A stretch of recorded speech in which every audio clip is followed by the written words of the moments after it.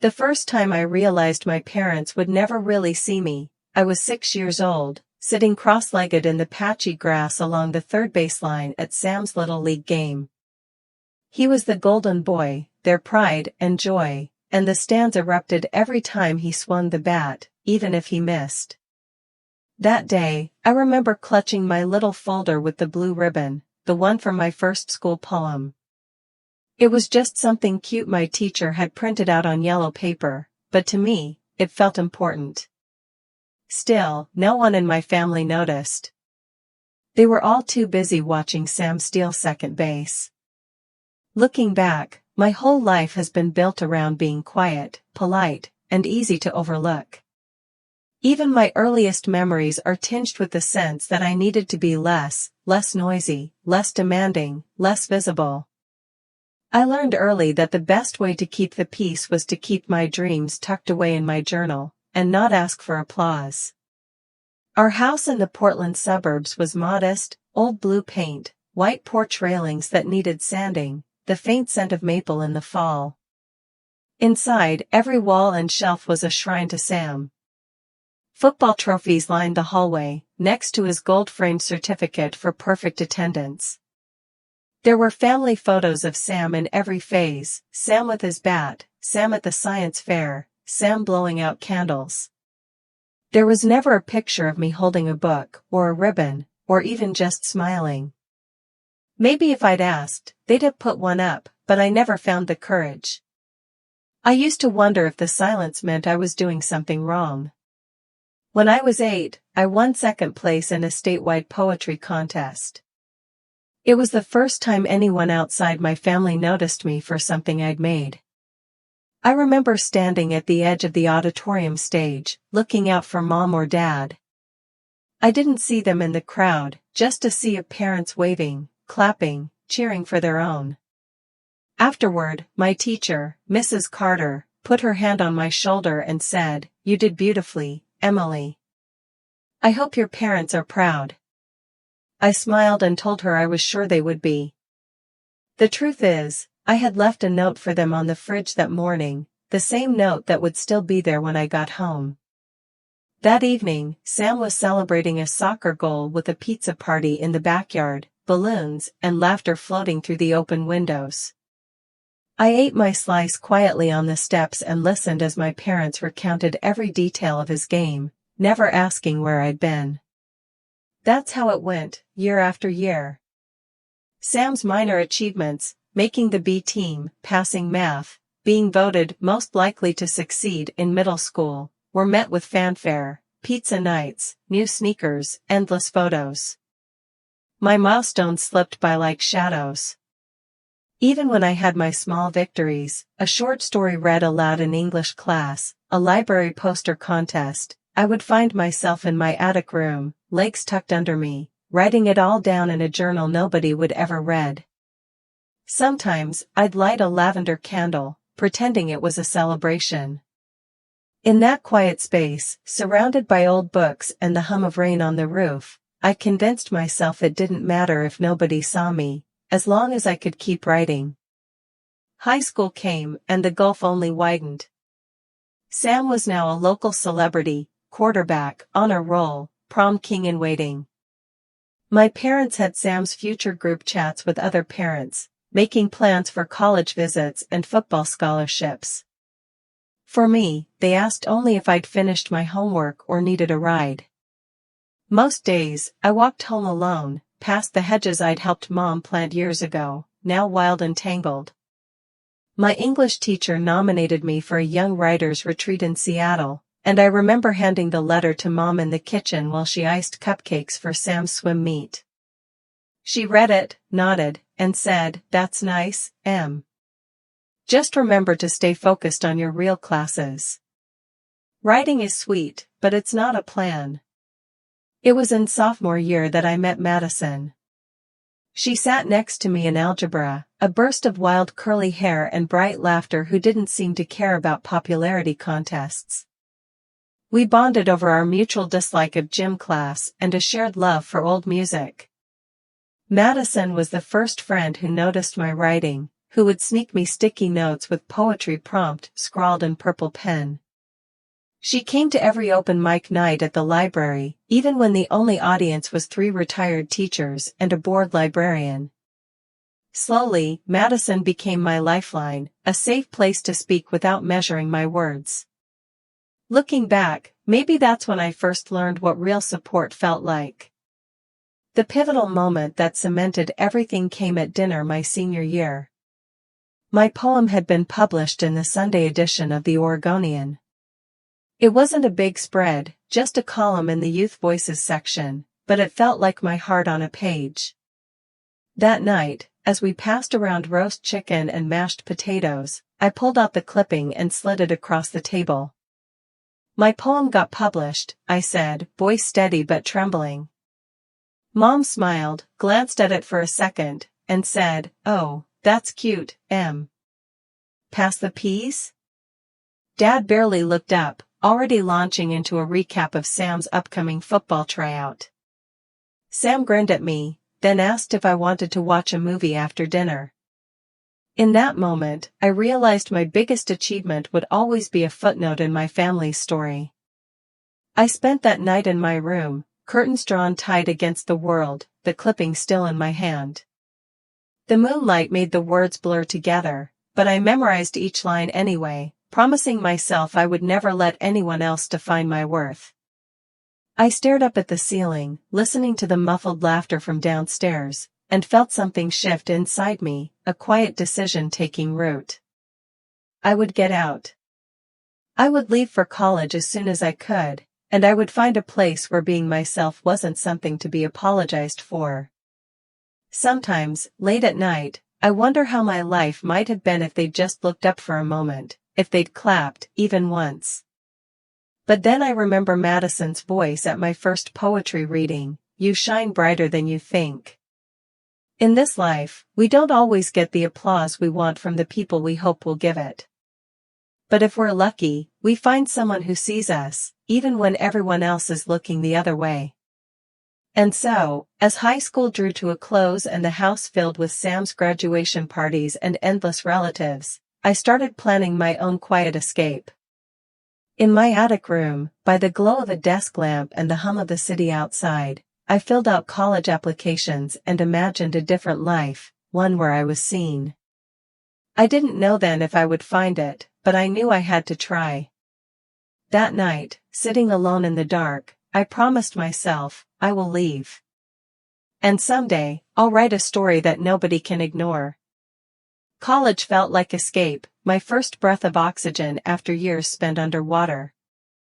When I moved into the dorms at Portland State, everything seemed sharp with possibility, the clatter of rain on the city streets, the quiet thrill of my own room, no attic this time, just a tiny space with a battered desk and a postcard view of downtown, the strange newness of being anonymous. There was nobody watching, nobody judging, nobody keeping score. For a while, I let myself believe I could simply start over. But even away from home, their voices echoed, "Don't be so dramatic, Em." I carried their words with me like stones in my backpack, quiet reminders to never reach too high or expect too much. Still, there was freedom in being unseen. I stayed up late reading, walked to class through the morning mist, scribbled poems in the margins of my lecture notes. There were entire days when I didn't have to think about Sam or trophies or family dinners. I discovered a new part of myself, a part that could speak up in creative writing workshops, debate ideas in philosophy class, laugh too loudly at late-night movies with Madison. Madison and I became inseparable. She'd gotten into PSU on a partial music scholarship and declared herself my roommate before I even unpacked. Our dorm was a clutter of coffee mugs, second-hand posters, half-finished song lyrics and story drafts taped to the walls. Madison's violin case lived under her bed, my stack of journals grew taller every semester. We found our tribe in the corners of campus cafes, other dreamers and artists who made open mic night feel like church. I'll never forget the first time I saw my name in print, stamped bold on the cover of the campus literary magazine. I rushed home, breathless, waving the copy at Madison, who spun me in circles and shouted, "See?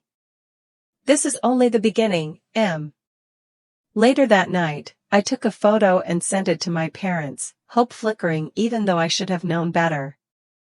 A few hours later, my phone buzzed, a text from Mom, "Nice. How's Sam? He's coming home this weekend." It was as if my news was a pebble thrown in a well, the splash barely audible before the ripples died. I let myself feel the sting for only a moment, then tucked it away and tried to focus on the joy around me. Life on campus moved fast. Between classes, workshops, and weekend shifts at the campus bookstore, I barely had time to miss home. Sometimes, I would pass a family out for brunch or see a mom hug her daughter goodbye at the dorms, and a little ache would rise up. Madison always seemed to know when I needed distraction. She'd drag me to impromptu concerts in the quad or force me to taste test her latest attempt at vegan chili. We learned how to navigate the world together, how to say no to things that didn't serve us, how to say yes to things that felt right, even if they were scary. It was at one of those campus poetry readings, late in my sophomore year, that I met Julian. He was tall, soft-spoken, with kind eyes and a patient smile, the sort of person who listened so intently you felt like the only person in the room.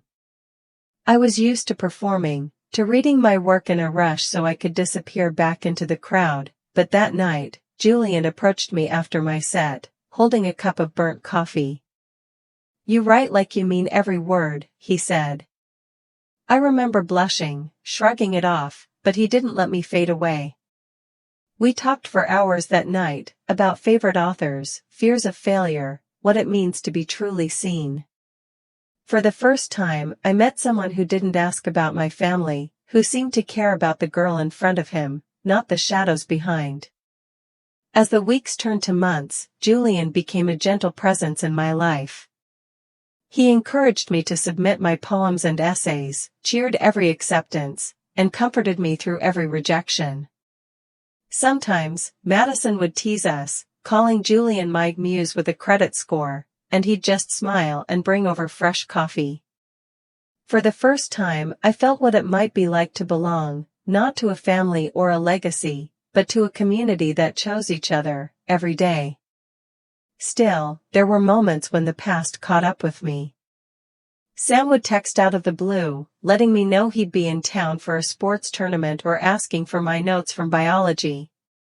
My parents called sometimes, usually to talk about Sam's latest game or how Dad's work was going. They always ended the conversation with a perfunctory "love you, Em," but it sounded more like a period than an exclamation point. Birthdays came and went, holidays, too. Sometimes I went home for Thanksgiving, slipping into the old roles and feeling smaller with every visit. The first serious talk I had with Julian happened on a drizzly Saturday in spring. We sat on the windowsill in his apartment, drinking tea, watching the city lights flicker. He looked at me, not unkindly, and asked, "Why do you shrink when you talk about your family?" The question hung in the air, gentle but sharp. I didn't have a real answer, just a jumble of memories and swallowed words. I think, in that moment, I realized how much of my life had been spent folding myself into corners, apologizing for taking up space. My 21st birthday arrived on a Tuesday. I woke up to a text from Madison, "Don't make plans tonight, winky face," and a stack of bills in my email. From my parents, nothing. The day went on, classes, work, a quick call from Sam to ask if I could send him my old laptop charger. That evening, I walked into the dorm to find Madison, Julian, and a handful of friends waiting with cupcakes and silly hats. The laughter was real, the hugs genuine, the sense of being chosen overwhelming. Still, as the party wound down, I found myself standing by the window, staring at the city and feeling the familiar hollow ache. It wasn't just about missing home, it was about missing a version of love I'd never had. That year, I won a campus writing award. Madison was ecstatic. Julian brought me a bouquet of sunflowers. My classmates signed the poster that hung in the English department hallway. I kept the certificate folded in my journal and didn't tell my parents. Some victories, I decided, belonged only to me. Sometimes, in the quiet after a celebration, I'd think about the life I was building. It was fragile, but it was mine, a patchwork of chosen family, late-night poetry, and new beginnings. Maybe I would never fully outrun the voices in my head, but every step forward felt like another breath of fresh air. I always thought falling in love would make me finally feel whole, as if a missing piece would quietly slide into place and all the old aches would heal. With Julian, love arrived gently, not a thunderstorm, but a steady rain that softened the sharpest edges of my days. The city seemed brighter when I was with him, every walk through the park humming with a kind of hope I'd never known. We fell into an easy rhythm, Sunday mornings spent reading together at his apartment, midweek dinners at quirky Portland diners, weekend walks with coffee, talking about everything and nothing. Julian noticed the little things, the way I fidgeted with my sleeve when anxious, how I hummed under my breath while writing, the quiet joy I took in discovering new words. He never made me feel small or invisible. More than that, he pushed me in gentle ways, always believing I could reach further than I dared to imagine. "You should submit this to a real journal," he said one night, thumbing through a fresh poem I'd left on his kitchen table. I shrugged, mumbling something about not being ready, but he smiled and added, "Let them see you, Em. You're ready." With Julian's encouragement, I started sending my work to national journals, daunting, intimidating, exhilarating. Rejection letters came first, each one a small sting, but Julian always greeted them with, "That's one more no closer to a yes." Madison cheered me on too, texting me lines of encouragement, or making up silly award ceremonies in our favorite cafe, complete with napkin crowns. My world began to feel bigger, less confined by the boundaries of old hurts. Still, the old wounds were never far away. Thanksgiving arrived, a time that, for me, always felt more like a test than a celebration. Julian offered to join me at my parents', but I said no, telling him it was easier if he didn't see that side of my life. Back in my childhood home, the same old patterns reasserted themselves. Sam walked in and the room lit up, everyone eager to hear about his new job and latest adventures. I slipped into the kitchen to help Mom with pies, only to have her ask if I'd heard about Sam's big promotion. No one asked about my writing, my new apartment, or Julian. When Dad raised a toast, it was to family, and to Sam's continued success. I sipped quietly, tasting the familiar bitterness. That evening, as the leftovers cooled and the house grew quiet, I took refuge in my old attic room. It was still lined with Sam's old sports trophies, a few faded posters from my high school days. I pulled out my journal and started a new list, things I wish I could say to my parents. The list grew quickly, lines I'd rehearsed 100 times but never dared to voice. I wish you'd seen me when I won that award. I wish you'd come to a poetry reading. I wish you'd asked about my life, not just Sam's. It was a private inventory, each item a small, silent rebellion. Back in Portland, Madison was waiting with her signature blend of tough love and compassion. Over steaming mugs of chai, she watched me retell the Thanksgiving visit, then interrupted, "You don't have to keep proving yourself to them, Em. You really don't." I tried to argue, but she shook her head, smiling gently. "You're allowed to be enough, just as you are. Not because of what you achieve, or what they see." Madison's words landed with a weight that stayed with me, echoing late at night when old doubts circled like moths. Julian became my anchor.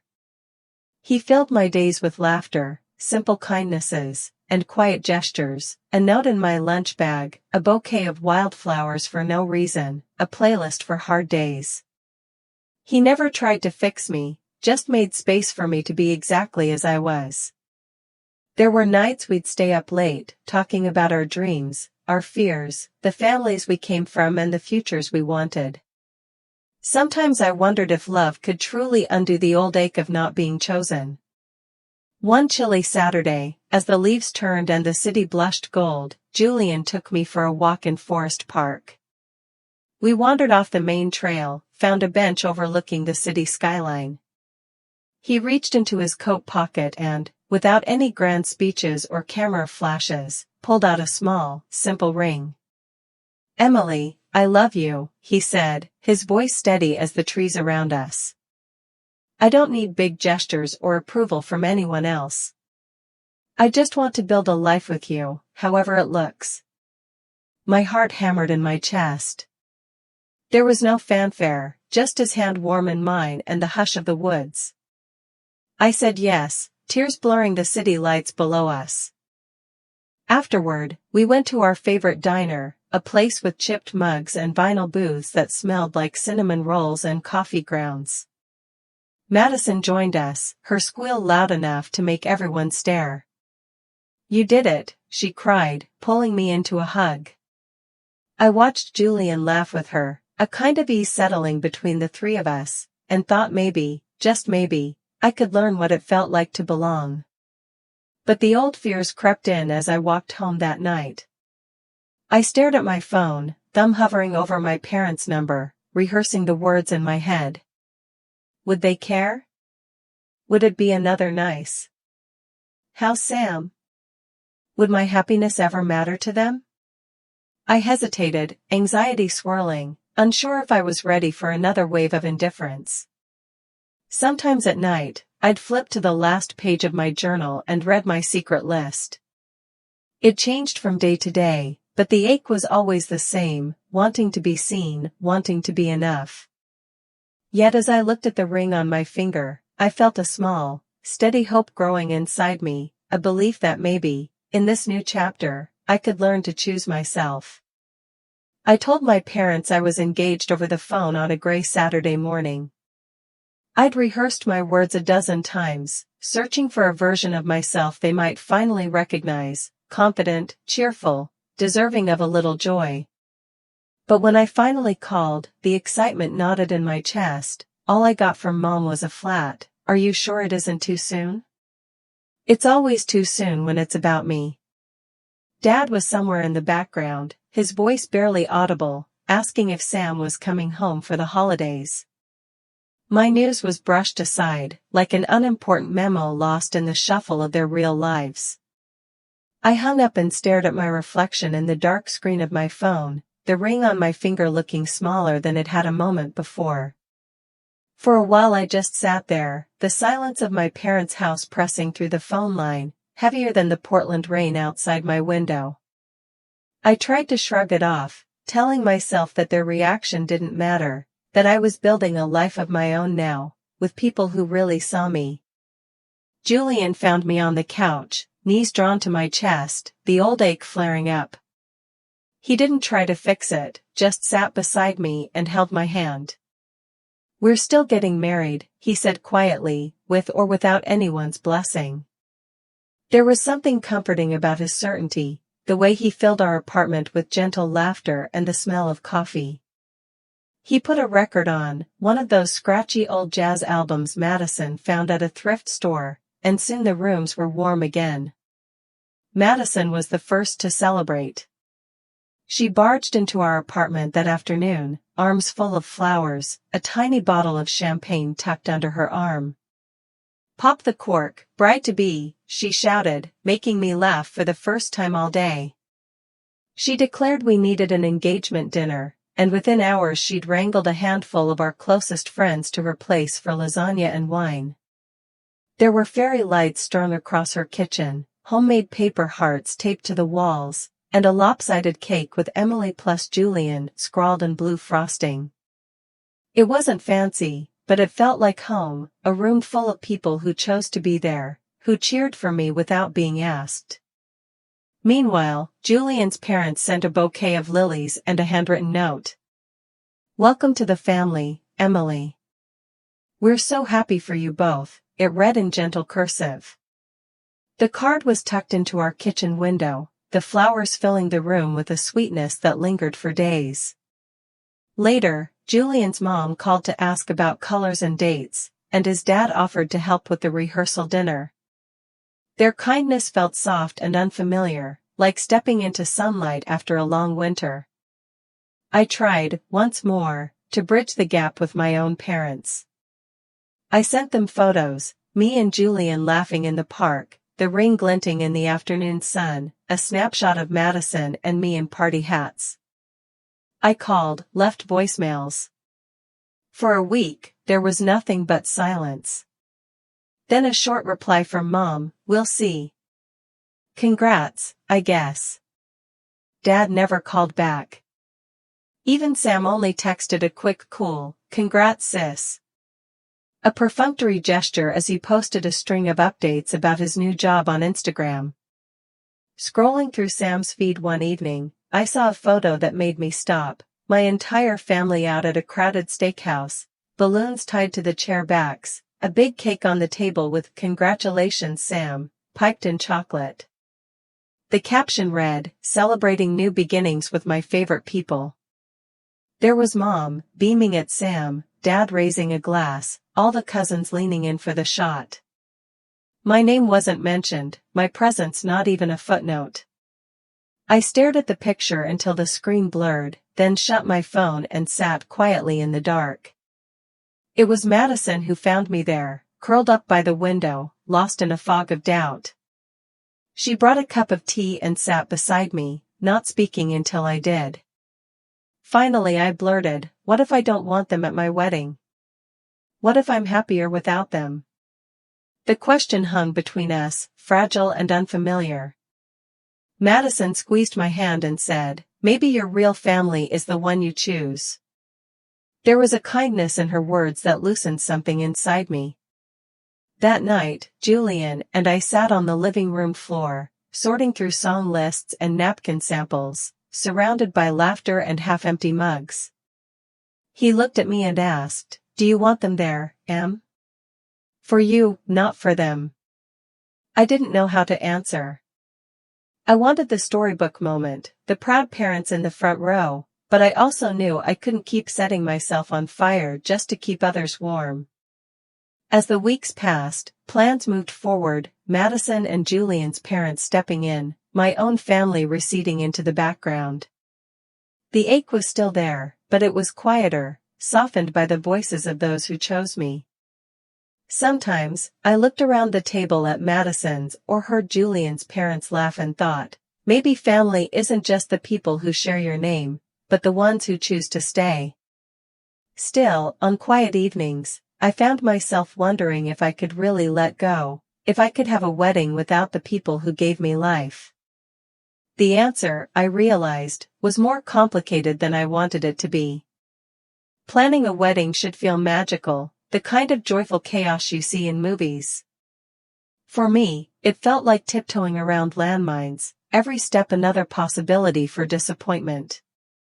I'd always imagined this chapter differently, picking out dresses with Mom, laughing over childhood stories, feeling cherished and seen. Instead, most of my calls home were clipped and awkward, and my dreams of a family celebration kept shrinking each time I tried to include them. I told myself, it'll be different this time. But it wasn't. When Julian and I toured venues, he squeezed my hand every time I flinched at a question about family seating.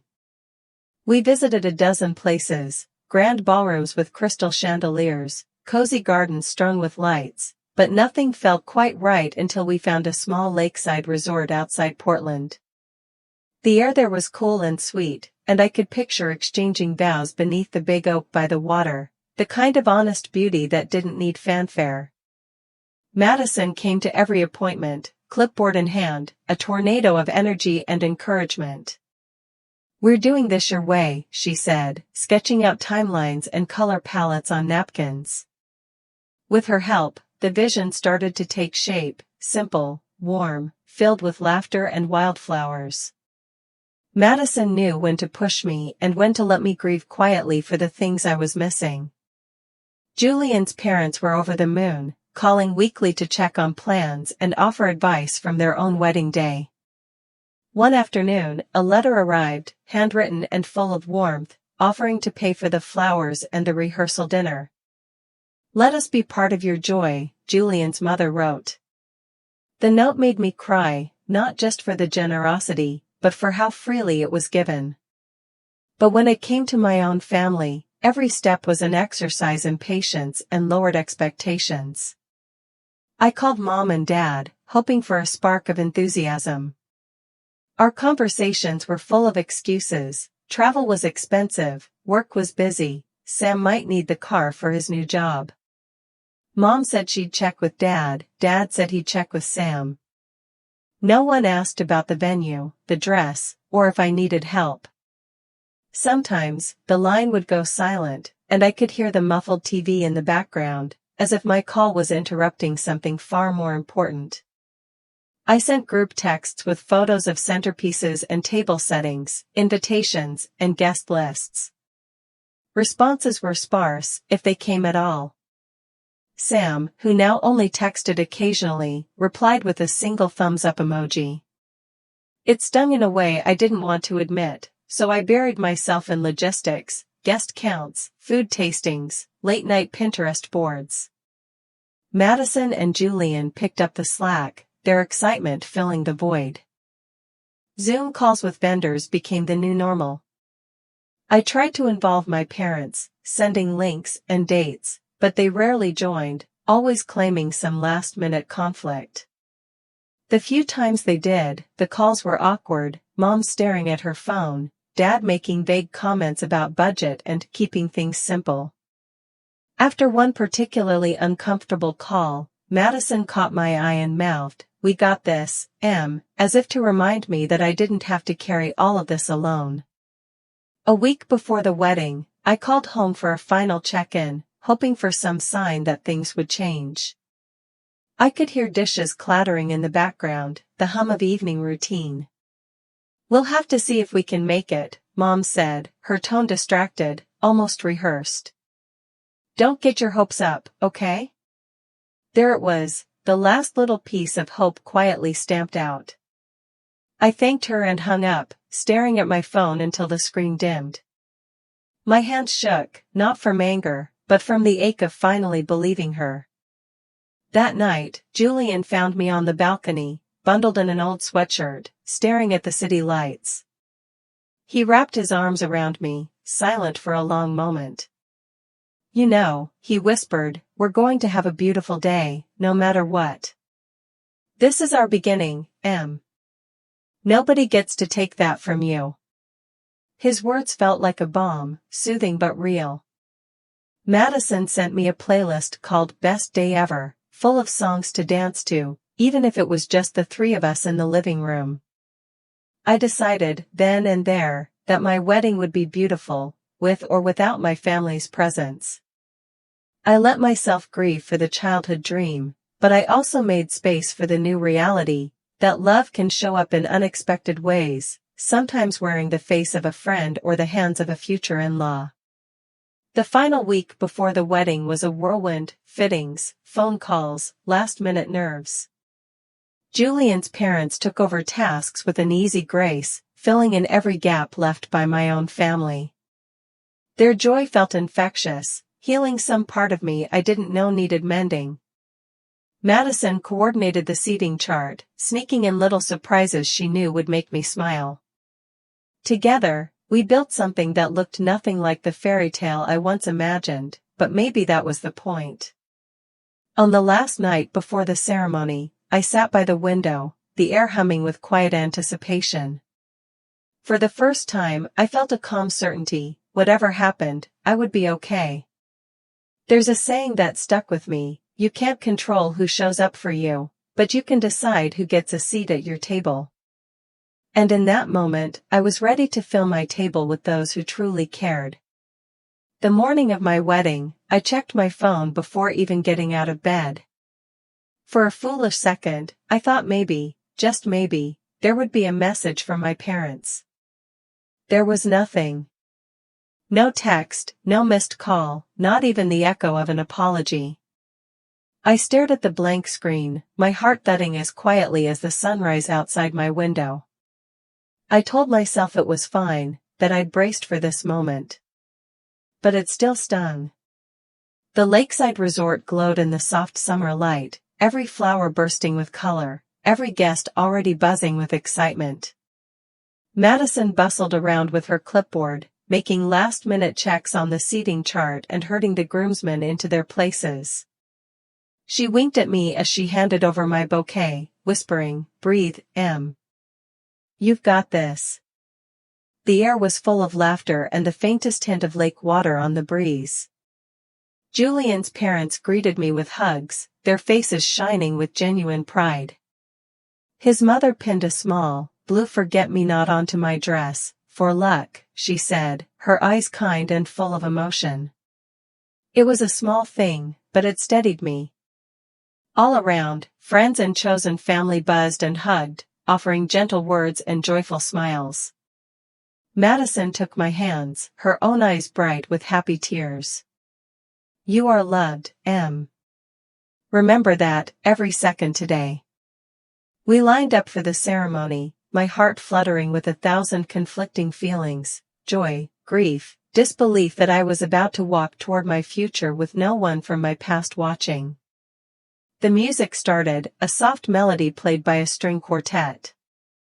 As I walked down the aisle, arm in arm with Madison, I tried to focus on Julian's face, the way he smiled as if I was the only person in the world.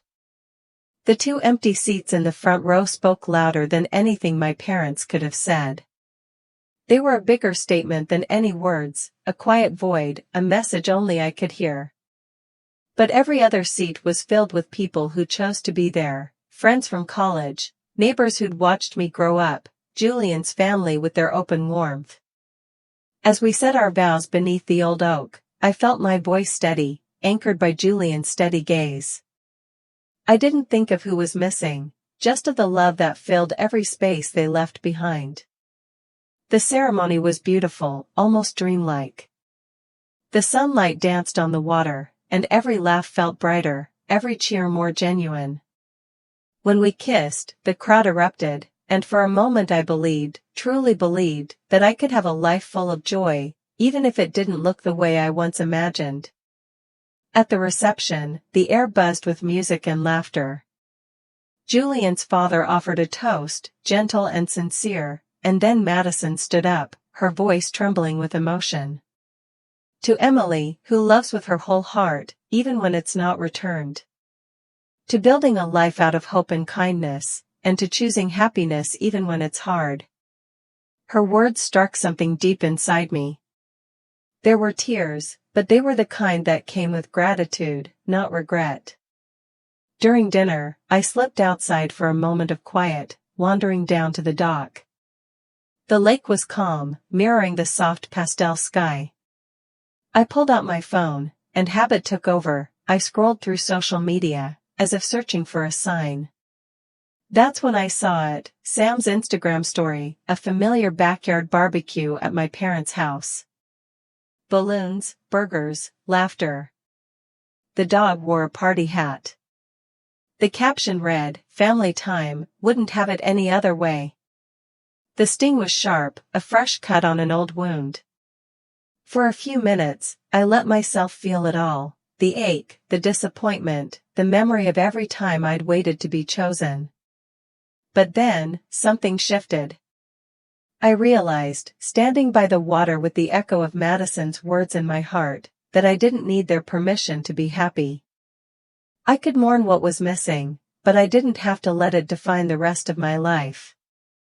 As dusk settled in, I rejoined the party, letting myself laugh and dance, surrounded by people who chose me, over and over. The day wasn't what I once pictured, but it was beautiful, full of real, imperfect love. That night, lying beside Julian in our tiny hotel suite, the celebrations fading to a gentle hum, I stared at the ceiling and whispered, "They don't get to be part of our future, unless they earn it." Julian squeezed my hand, his quiet "I'm here" all the reassurance I needed.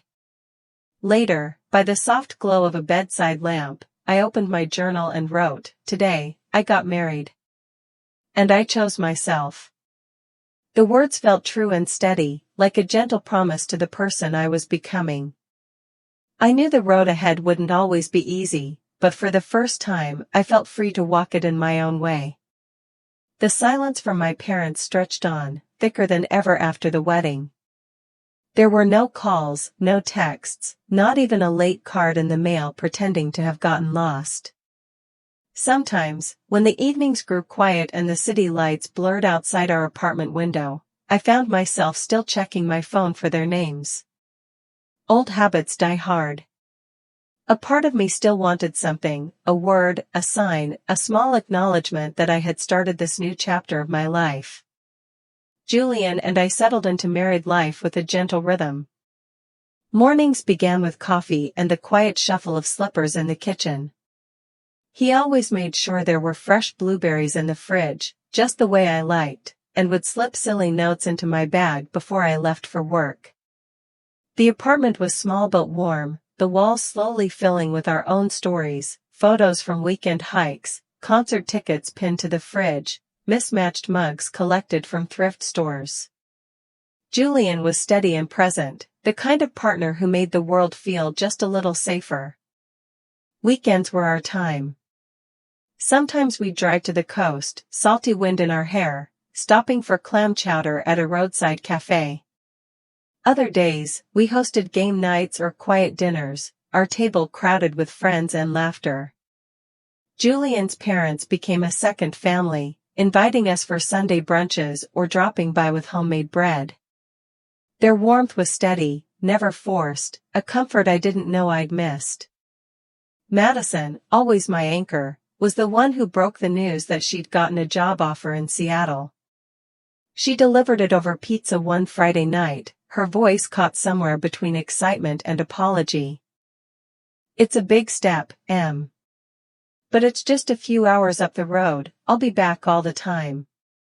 We hugged for a long time, and I tried to swallow the lump in my throat. After she left, the apartment felt quieter, her laughter echoing in the corners. I was proud of her, but I missed her fiercely, her easy way of making any problem feel smaller, her gentle reminders that I wasn't alone. Even with Madison gone, the days rolled on. I threw myself into my work, writing late into the night and chasing deadlines. Then, almost by surprise, I received an email. My essay had been accepted by a national magazine. It was the first time my name would appear in print outside of Oregon, my words traveling farther than I'd ever dreamed.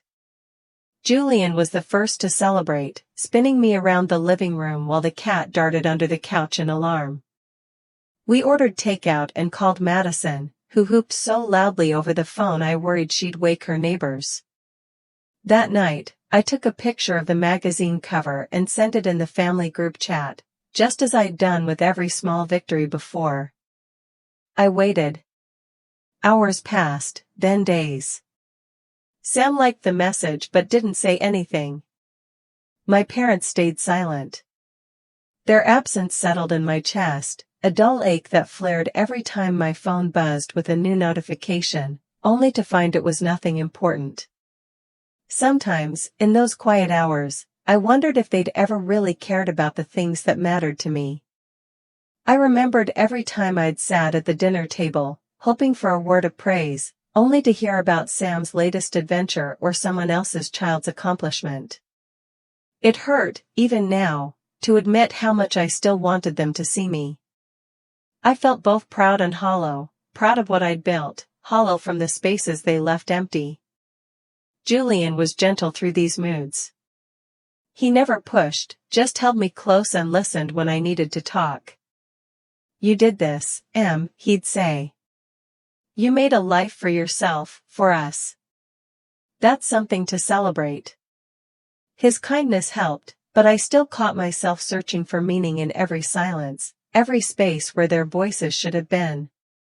One evening, as we finished dinner with Julian's parents, who beamed at every story I shared, who made me feel like family even when mine did not, my phone rang. The number was familiar, but I hadn't seen it flash across my screen in months. For a second, my heart jumped, hoping maybe this was the moment something would change. It was my cousin, her voice tense. Your mom's not well. She's in the hospital. Dad didn't want me to call, but I thought you should know. The words hung in the air, cold and heavy. I listened, nodding, barely able to speak. She gave me the hospital's name, told me Mom had insisted it was nothing, but there was fear in her voice. After the call, Julian pulled me close as I tried to process the sudden shift. Go if you need to go, he said softly. Whatever you decide, I'm with you. I sat by the window, the city moving quietly beyond the glass, wondering what I owed to people who had always kept me at arm's length. The ties of family are strange, sometimes invisible, sometimes unbreakable, even after years of silence. As I drifted off to sleep, 1,000 questions spun in my mind. Was it guilt, love, or simply habit that made my heart ache for my mother? The lines were blurry, but I knew I couldn't ignore them forever. In the dark, I whispered to Julian, some bonds stretch thin, but they never quite break. I hesitated outside the hospital room, not sure who I was walking in as, the daughter or the stranger. The hallway smelled of disinfectant, and outside, the Portland sky wept a steady, cold rain against the windows. I shifted from foot to foot, fingers clenching the strap of my purse, heart pounding in a rhythm that had nothing to do with fear of illness and everything to do with old wounds reopening. There was a part of me that wanted to run, to pretend I hadn't heard the news, but something heavier kept me rooted there. Was it duty, habit, or some faded echo of hope? I didn't know. Last time I saw my mother, she laughed when I asked for love. The memory pressed at the edges of my mind, her dismissive shrug, the way my pain had been treated as a small inconvenience, barely worth mentioning. Now, just a thin door separated us, and the air on both sides felt thick with everything we'd left unsaid. Finally, I drew a deep breath and stepped inside. The room was all pale green light and quiet beeps. My mother looked smaller than I remembered, swallowed by blankets, her hair thinner, the lines on her face deeper. She glanced up as I entered, surprise flickering in her eyes before it faded into something harder to read. Emily, she said, her voice raspier, but still steady. Hi, Mom. I forced a smile, moving to the chair at her bedside. For a moment, neither of us spoke. I studied the vase of plastic flowers on the window ledge, the half-read magazine on the tray, anything but her face. Dad was there, too, standing by the window in his wrinkled shirt, hands shoved deep in his pockets. He turned as I came in, tried to muster a smile, but it landed awkwardly. Hey, he said. How's work? How's Julian? The questions fell flat, a rehearsed script to keep us from saying anything real. I answered in kind, small talk building a dam against the current beneath our words. Mom shifted in her bed. You didn't have to come, you know, she said softly. I know, I replied. But I thought you should see me.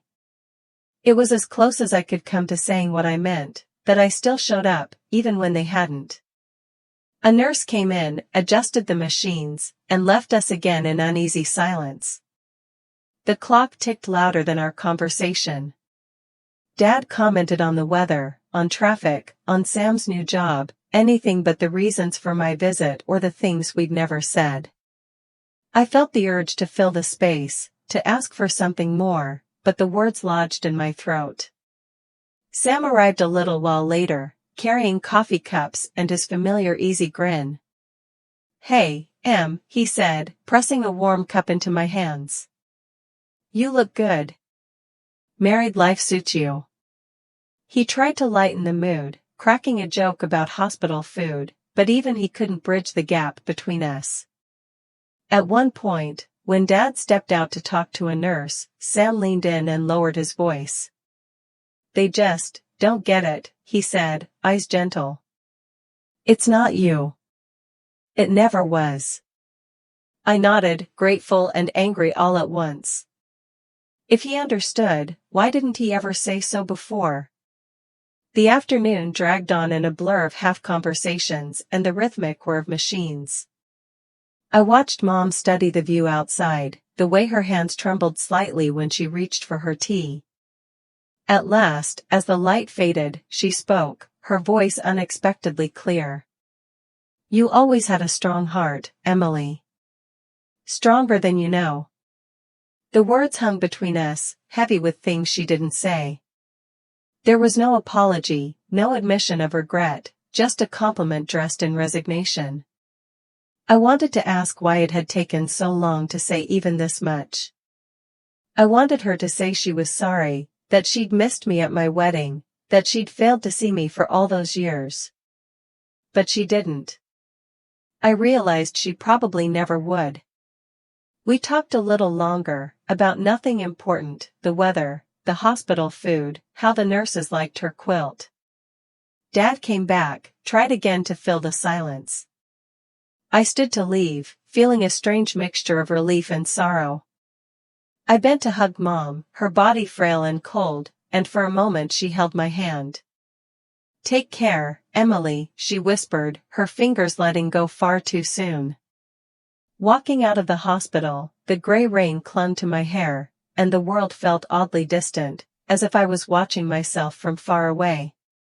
I stood by my car, keys in hand, trying to decide if the ache in my chest was closure or the hollow ache of hope refusing to die. Maybe both. Maybe neither.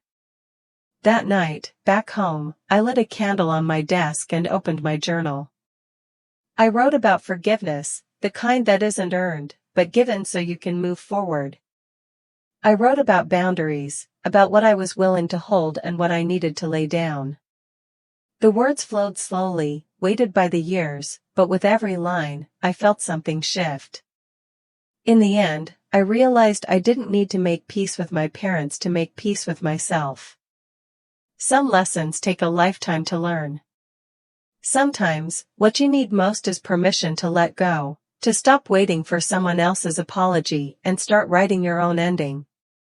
Weeks passed with no word from my parents, not even on my birthday. At first, I tried to tell myself it was because they were busy, distracted, preoccupied with appointments or Sam's news or simply lost in their own world. But the excuses fell flat. Some silences are louder than shouting, and this silence seemed to settle in the corners of my apartment like a fine layer of dust, impossible to ignore no matter how often I swept it away. My days found a new rhythm, one defined by work and chosen family and small, hard-won joys. At the office, deadlines and meetings came and went, and I lost myself in projects that mattered. Julian became my anchor, always there with a warm mug of tea or a steady hand on my back when the day felt long. Our home grew cozier, a stack of library books by the door, framed photos from hiking trips, laughter echoing from the kitchen on rainy afternoons. In the middle of this new normal, something extraordinary happened. My latest article was published in a major national journal.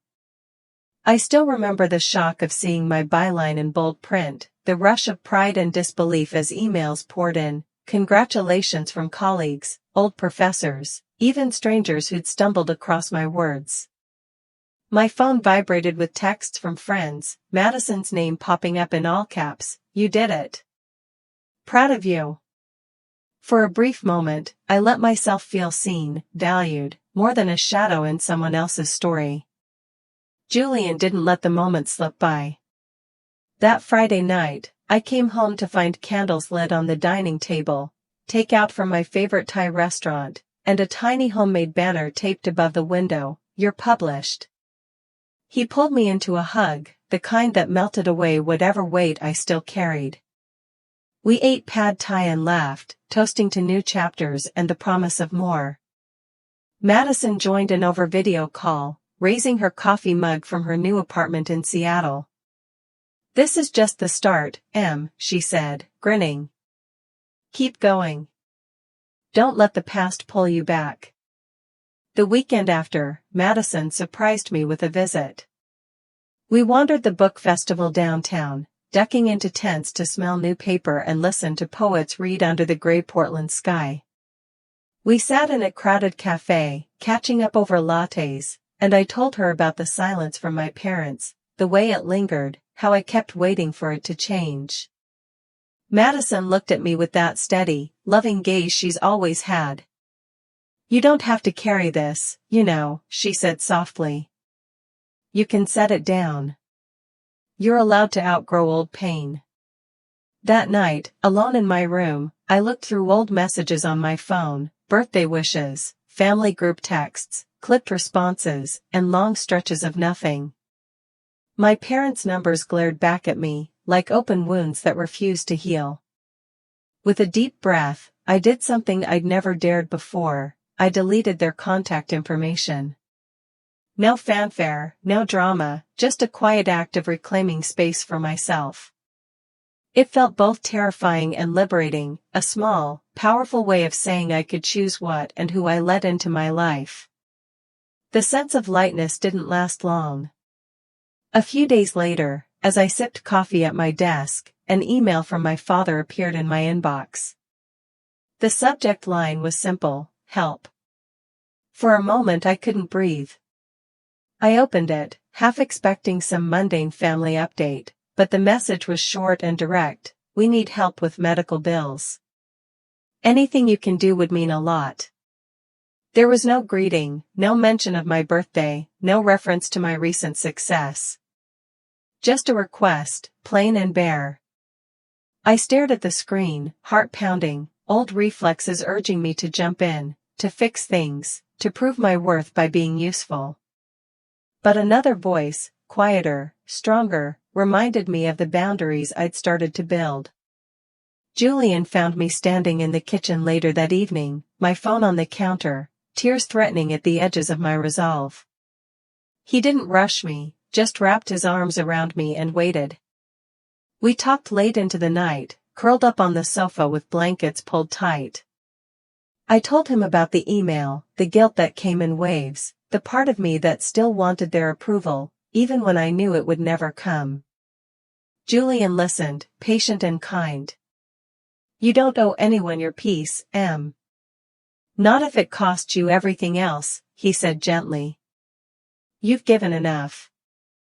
I thought about Madison's words too, about the freedom to let go, about how some debts are impossible to repay. It's strange, but in that moment I realized how much of my life had been shaped by reaching for love that was always just out of reach. Maybe the bravest thing I could do now was let go, for real this time. Before bed, I wrote in my journal, "It's okay to choose myself." Forgiveness doesn't mean erasing the past. It means living in the present, unburdened. As I drifted off to sleep, the city's hum just outside my window, I felt a new kind of hope settling in, a hope built not on what I'd lost, but on what I was learning to keep. "We need you." The words stung when I read them, but not for the reasons my parents might have imagined. I stared at the email from my father, so brief, so bare. No greeting, no "how are you?" Just the urgent need, the underlying assumption that I would step in, fill the gap, be the dutiful daughter once again. If it had been a year earlier, I would have jumped at the chance, eager for their gratitude, desperate for a sliver of affection or acknowledgement. But now, the request pressed a bruise that was already healing. Once, I would have done anything for their approval. I thought of all those years growing up, adding up my small good deeds like coins in a jar, hoping they might amount to enough. I remembered baking cookies for Mom's birthday and leaving them on the kitchen counter, only to find them untouched. I remembered the time I made the honor roll, slipping the certificate into Dad's briefcase, only to watch him toss it aside for Sam's soccer schedule. How many times had I volunteered to help, to listen, to pick up the pieces, all for a smile that never came? Now, in the stillness of my apartment, I felt the old guilt and anger clash inside me. Julian sat across from me, reading, but I knew he was watching the way my hands trembled as I scrolled through the message again and again. I wanted to be the kind of person who could give freely, who didn't keep score. But deep down, I was tired of being invisible, tired of being useful only when convenient. That night, sleep didn't come easily. I lay awake replaying childhood memories in my mind, the ache of being left out, the countless times I'd shrunk myself to fit their expectations. There were flashes of family gatherings where my voice was drowned out, birthdays where my presence was an afterthought, the sting of seeing Sam celebrated while I hovered at the edges. I tried to count the ways I had tried to earn their love, but the list was too long, and it only made the ache sharper. Sometime after midnight, my phone buzzed, a message from Sam. "Hey, Em. Dad said he emailed you. Things are rough. Can you help out? Hope you're good." The message was casual, almost offhand, as if he hadn't noticed how much it hurt. I typed and deleted a dozen replies, but nothing seemed honest enough or kind enough. In the end, I left it unanswered. Julian came into the living room, rubbing his eyes, and sat beside me. He didn't offer advice, just wrapped me in his arms and let me be silent.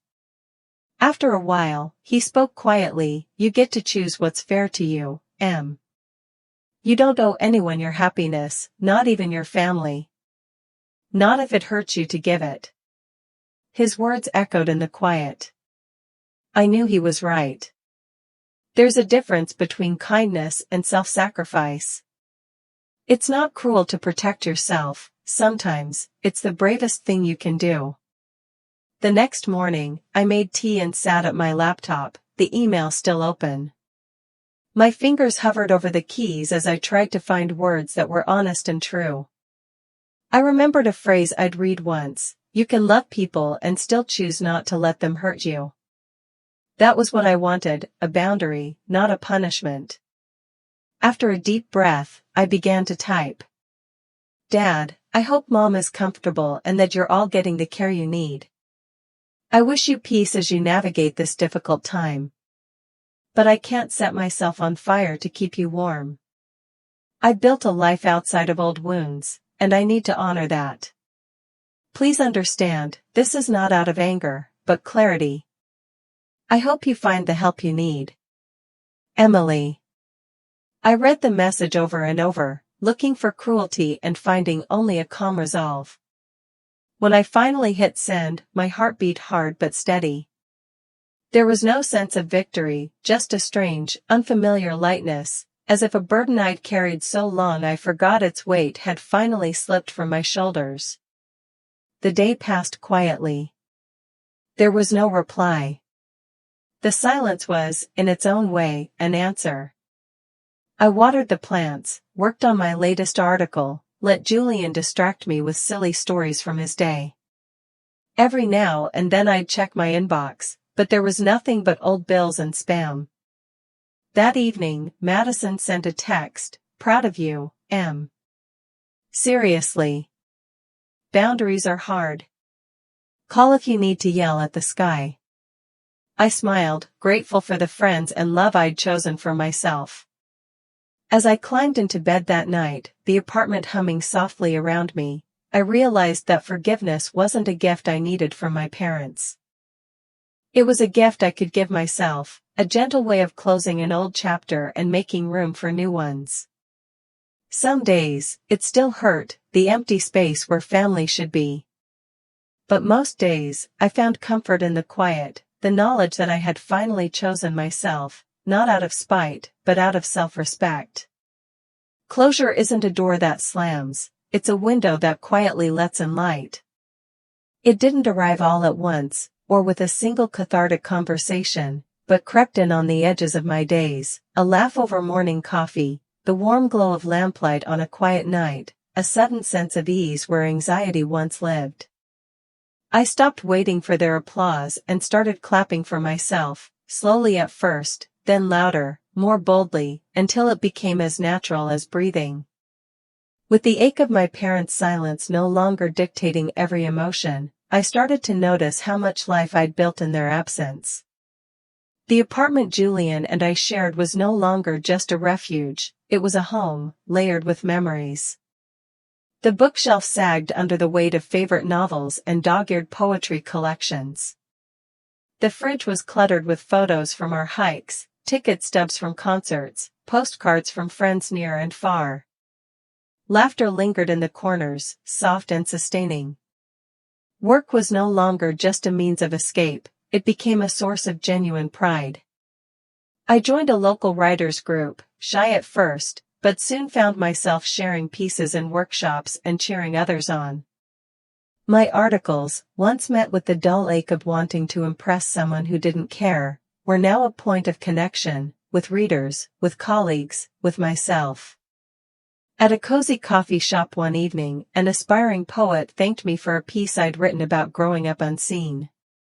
"You made me feel less alone," she whispered, and for the first time, I believed my story had a purpose beyond my own healing. Madison visited often, sometimes for weekends, sometimes just for a coffee and a long walk through the city's leafy streets. She never failed to remind me how far I'd come. Julian was my steady center, his quiet belief in me unwavering even on the days I doubted myself.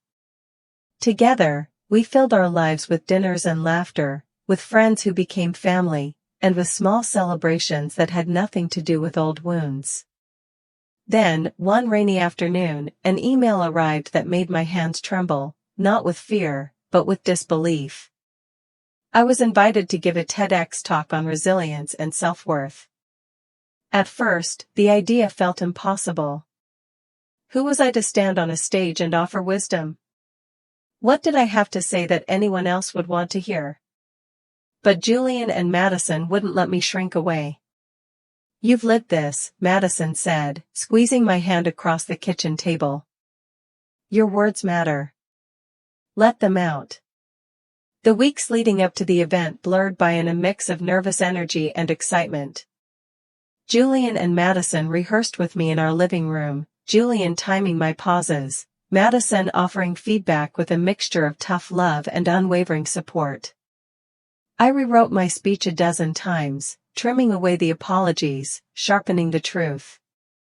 I practiced telling my story out loud, no longer as a plea for sympathy, but as an offering to anyone who had ever felt invisible. The day of the event, the auditorium buzzed with anticipation. I stood backstage, hands trembling, heart pounding, but this time the nerves felt different, like the electric thrill of stepping into my own life. Julian's parents arrived early, bringing flowers and their familiar, gentle encouragement. Julian hugged me before I went on, his eyes shining with pride.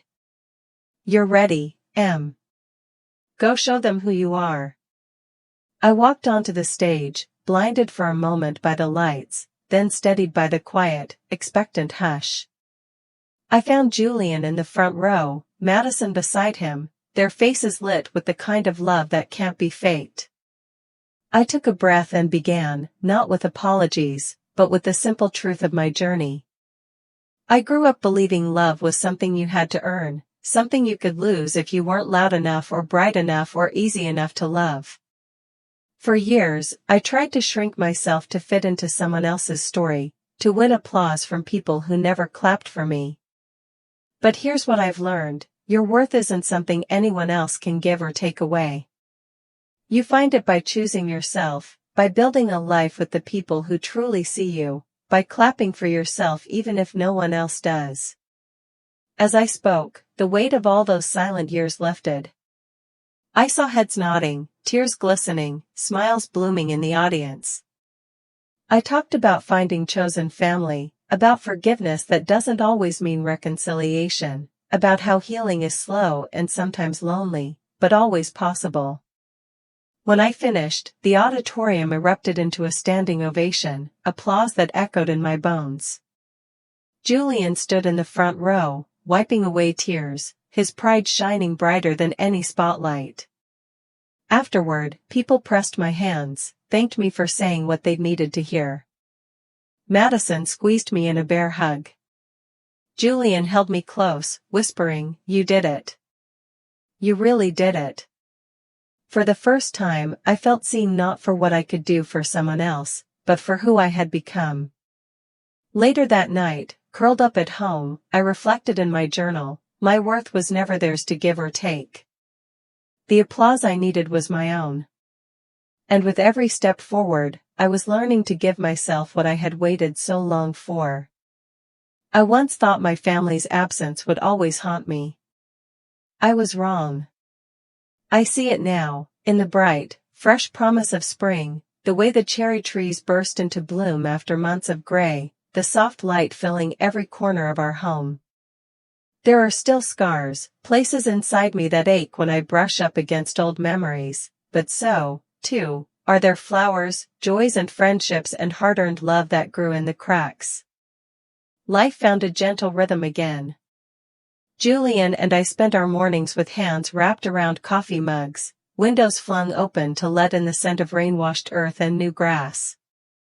We wandered Portland's parks in the afternoons, sharing the quiet comfort of walking side by side, letting the world move around us.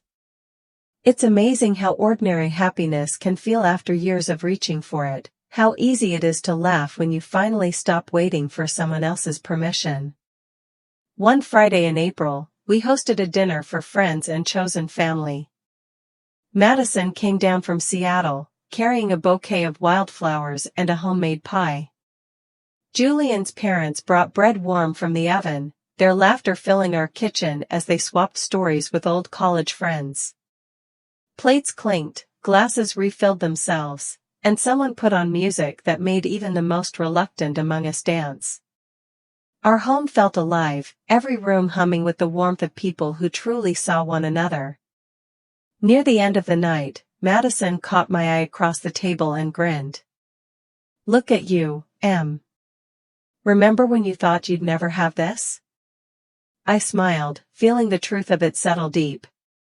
I glanced around, the old friends, the new, Julian's arm around my shoulder, the glow of candlelight flickering on happy faces. This is family, I thought. Not perfect, not bound by blood, but bound by choice, by kindness, by the simple miracle of showing up for each other. A few days later, an unexpected letter arrived. My mother's handwriting, neat and careful, addressed to my married name. My heart skipped as I opened it, half expecting an apology, half bracing for another small disappointment. Inside, the words were formal, "We hope you are well. Wishing you happiness in the years ahead. Love, Mom and Dad." There was no mention of the past, no sorry, just a measured blessing and a signature.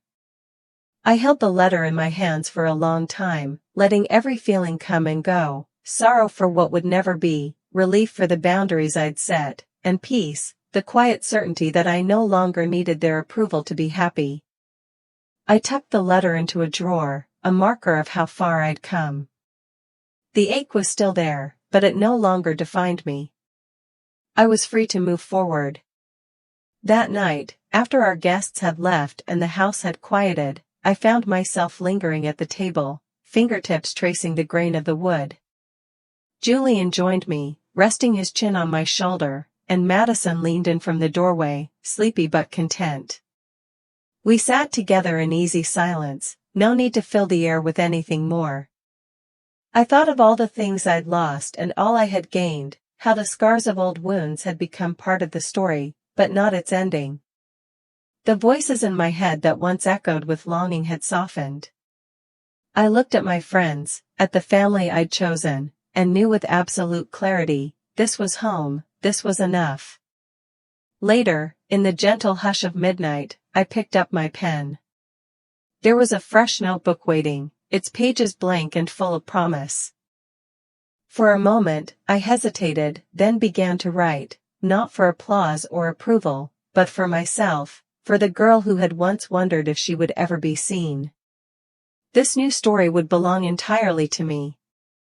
Looking back, I see how the pain of being unseen shaped me, but it never defined who I could become. Through the love I found and the kindness I learned to give myself, I discovered that family can be chosen and happiness is something we build, one gentle act at a time. Life may leave us with scars, but it also offers the chance to grow flowers around them if we open our hearts to hope and forgiveness. If my story touched you, I'd love to hear how you found strength or kindness in your own journey. Feel free to share your thoughts. Thank you for listening. May we all remember, at any age, that we are enough and worthy of love.